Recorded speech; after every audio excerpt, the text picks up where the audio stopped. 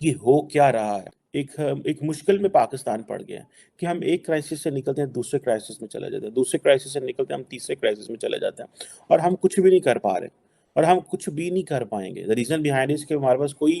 جسے کہتے ہیں نا منزل نظر نہیں آ رہی۔ پاکستان کے جو موجودہ آرمی چیف ہیں جنرل باجوہ، ان کی فیملی کے حوالے سے باتیں آ رہی ہیں سامنے کہ ان کی جو ویلتھ ہے اس میں بہت زیادہ اضافہ ہوا ہے، اور ظاہری بات ہے یہ ایک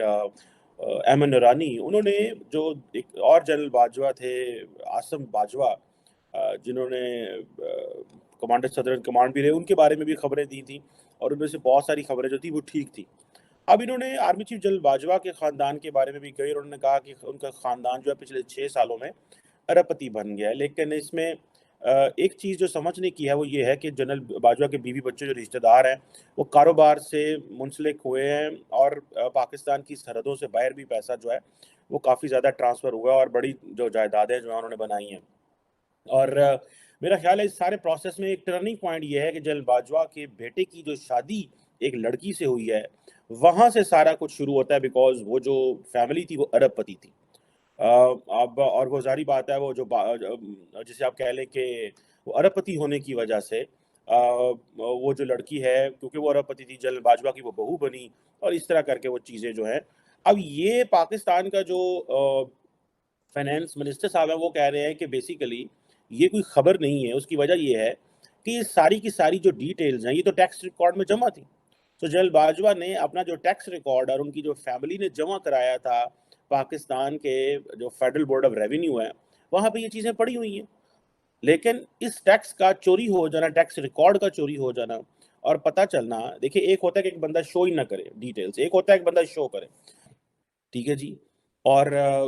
دوسری طرف یہ ہے کہ اگر تو آپ کے پاس دیکھیں ایسٹس جو ہیں رکھنا کوئی بری بات نہیں، ایسٹس ہونے چاہیے۔ انسان پوری زندگی کوشش کرتا ہے، محنت کرتا ہے، وہ اس کے ایسٹ 10 سال پہلے 15 سال پہلے کتنے تھے، کم تھے زیادہ تھے، کوئی فرق نہیں پڑتا، لیکن اگر وہ ایسٹ بنے ہیں تو سمپل سی بات ہے منی ٹریل ہونی چاہیے۔ آپ کو پتہ ہونا چاہیے یہ گفٹ ملے ہیں، یہ کیا ملا ہے، یہ آپ نے کمائے ہیں، یا آپ نے کسی سے ادھار پیسے لے کے کہیں انویسٹمنٹ کی تھی اور پھر انویسٹمنٹ کا ریٹرن مل رہا ہے۔ سو یہ چیزیں جو ہیں at the end of the day ہوتا ہے، لیکن پوزیشن آف پاور کا فائدہ اٹھا کے اس چیز سے ان کا کوئی تعلق نہیں ہے کہ وہ اگلی نسل کیا کرے گی کیا نہیں کرے گی، اور یہ سارا جو گند ہے وہ اسی طرح چلتا رہے گا۔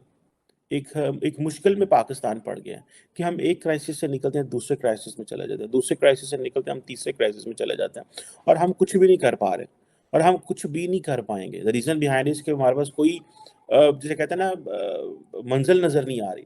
لیڈرشپ جو ہے وہ کمپرومائز ہوئی ہے۔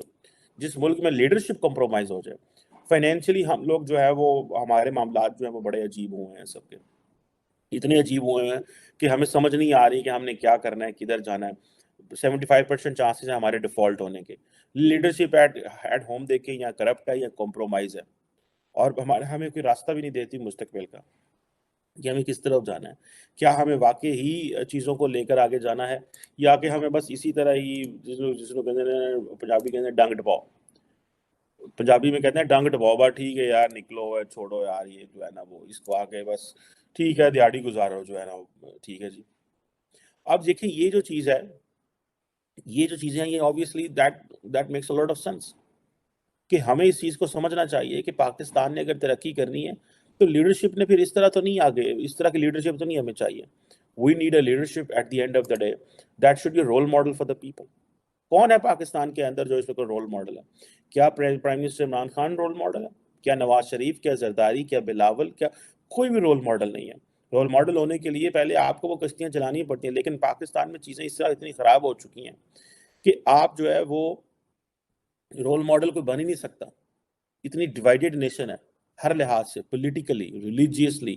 سوشلی، اکنامکلی تو ویسے ہی سیگریگیشن ہے، بیکاز وہ جو اکنامک ڈسپیرٹی ہے امنگ دا سوسائٹی، اور امیر امیر تر ہوتا جا رہا ہے اور غریب غریب تر ہوتا جا رہا ہے، اور وہ جو اسٹیٹ کا جو جاب تھا اپرچونٹی کریٹ کرنے کا دیٹ از ناٹ دیئر۔ گو کہ مڈل کلاس پاکستان میں بہت زیادہ بڑھی ہے، اس میں کوئی شک نہیں ہے، but that does not amount کہ وہ جو نچلے والی 50% جو لوور کلاس ہے اس کا کیا کرنا ہے آپ نے، وہ کدھر جائے گی، بیکاز وہ سب کو نیچے کھینچ لائے گی، وہ امیروں کو بھی سڑکوں پہ لے آئے گی، وہ مڈل کلاس کو بھی سڑکوں پہ لے آئے گی اگر آپ نے اس کا کیئر نہ کیا۔ سو یہ اگر ہمیں ریئلی ہیو ٹو، جسے کہتے ہیں نا کہ ایک ٹرو نیشنلزم چاہیے، اور ہمیں اس چیز کو we have to make it sure کہ بھائی یہ جو اگر انڈیا میں ایک وزیر اعظم جو ہے وہ اپنی چیزیں اس میں ڈال سکتا ہے اور کوئی کنٹروورسی جنریٹ نہیں ہوتی، یہ بھی سوال پیدا ہونا چاہیے نا. پاکستانی کیوں سوال نہیں کرتے میڈیا کے اوپر کہ انڈین جو پرائم منسٹر ہے مودی، اس کی ابھی 10 سال ہونے والے ہیں اور اس سے پہلے 10 سال اس کے کوئی فائنینشیل کرپشن کے کیوں مسائل سامنے نہیں آئے؟ اس کو ہم پولیٹیکلی تو ڈسکس کر سکتے ہیں، پولیٹیکلی تو ٹارگٹ کر سکتے ہیں، ان کا جو ریلیجس ایجنڈا ہے اس کے اوپر تو ہم ٹارگٹ کر سکتے ہیں، ہم ان کو